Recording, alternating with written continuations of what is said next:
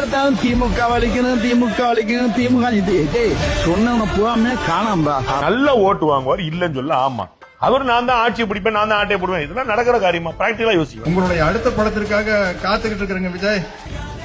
அரசியல் அப்படியே முதல்வர் வங்கியை நிரூபிங்கள், அதற்கு பிறகு 2 பேருக்கு தான் இங்க போட்டி என்ற டயலாக நீங்க பேசணும் தம்பி. லாலிபாப் சாப்பிடுற ஃபர்ஸ்ட் ஸ்டெப் பாபி. ஒரு பிரச்சனை நடந்தது, 72 நாட்கள் வீட்டு விட்டே வரல. இன்னைக்கு அரசியல சில பேர் பேஸ்மெண்டே இல்லாம உள்ள வர முயற்சிக்கிறாங்க.